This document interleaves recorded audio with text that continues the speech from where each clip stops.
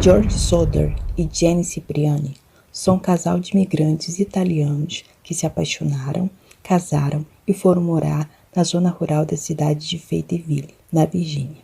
Lá, o casal teve 10 filhos: John, Marion, George Jr., Maurice, Martha, Louise, Jenny, Betty e Sylvia. A família Soder tinha um negócio de caminhões. Eles transportavam terras para locais onde obras estavam sendo feitas. Esse negócio foi crescendo e se tornando muito lucrativo, a tal ponto que a família dos Soder ficou muito conhecida como uma das famílias mais prósperas da região. No dia 24 de dezembro, véspera de Natal, foi um dia muito especial e de muita alegria para os Soders. As crianças brincaram no quintal. Logo depois, a família se reuniu para comerem a ceia de Natal.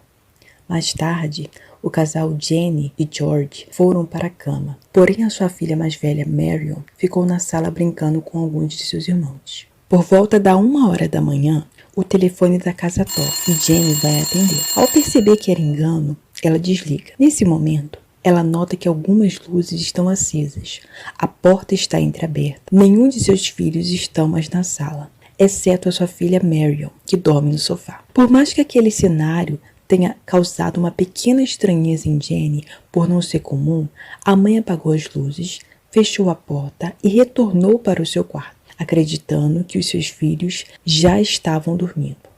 Pouco tempo depois, já deitada na sua cama, Jenny acorda e escuta um barulho que vinha do telhado de sua casa, como se algo estivesse rolando sobre as telhas. Mas como ela não escutou mais nada, voltou a dormir. Mais uma vez, Jenny é acordada, mas dessa vez pelo cheiro de fumaça provocada pelo fogo que tomava conta da casa cada vez mais.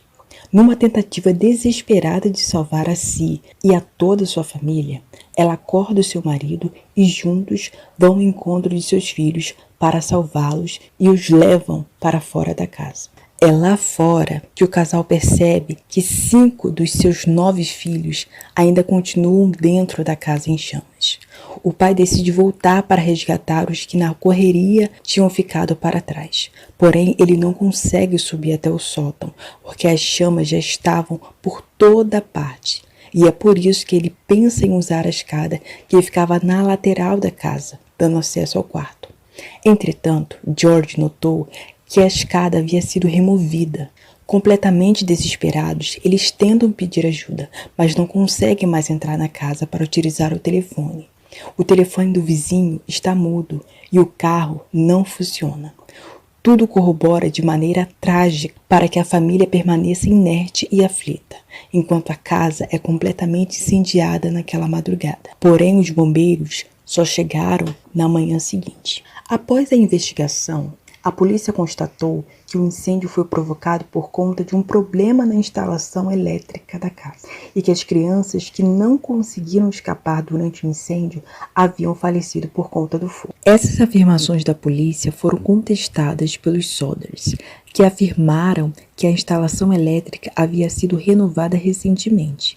Por isso, as chances de haver algum tipo de problema nessa instalação eram mínimas.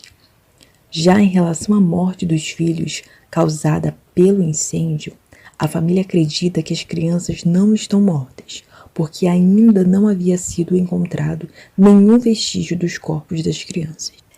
George Soder é um imigrante italiano que se opunha abertamente ao governo de Benito Mussolini, um ditador italiano que chegou ao poder na década de 20, o qual possuía uma grande rede de servidores e admiradores fiéis. Após o assassinato do líder italiano, em 1945, George começou a receber muitas ameaças. Por isso, para os Soders, aquele incêndio não foi acidental, e sim algo provocado. A família não se conformou com as explicações da polícia e, por isso, contratou um detetive particular. E foi esse detetive que descobriu que uma das pessoas que estava ameaçando a família Soder fazia parte do júri de legistas que afirmaram que o incêndio havia sido acidental. Ainda intrigada porque nenhum vestígio dos corpos dos seus filhos terem sido encontrados, Jenny entra em contato com o crematório para sanar a dúvida se realmente no incêndio os vestígios humanos de corpos podem desaparecer por conta do fogo intenso. E ela recebe a resposta que não. Mesmo que um corpo seja exposto a uma temperatura de 1090 graus Celsius durante 2 horas, os ossos humanos iriam resistir. E foi assim que ficou muito claro para os Sodders que os seus filhos poderiam não estar mais na casa durante o incêndio, ou seja, que eles haviam sido raptados antes do incêndio. Daí começou a luta da família. O casal se mobilizou e colocou um outdoor na entrada da cidade com as fotos dos seus 5 filhos desaparecidos: Louise, Martha, Maurice, Betty e Jenny. O caso ganhou visibilidade nacional e nos anos seguintes, muitos relatos de possíveis aparições dessas crianças começaram a surgir, mas logo foram descartadas por serem falsas.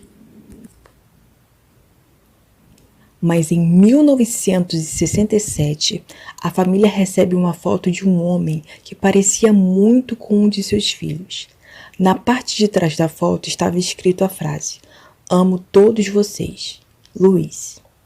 Entretanto, a família não teve nenhum sucesso na busca para comprovar se realmente era o seu filho desaparecido.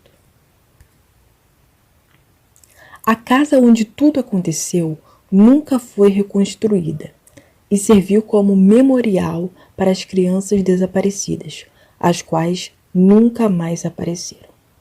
Infelizmente, esse caso não tem um desfecho e o desaparecimento das crianças ainda é um mistério.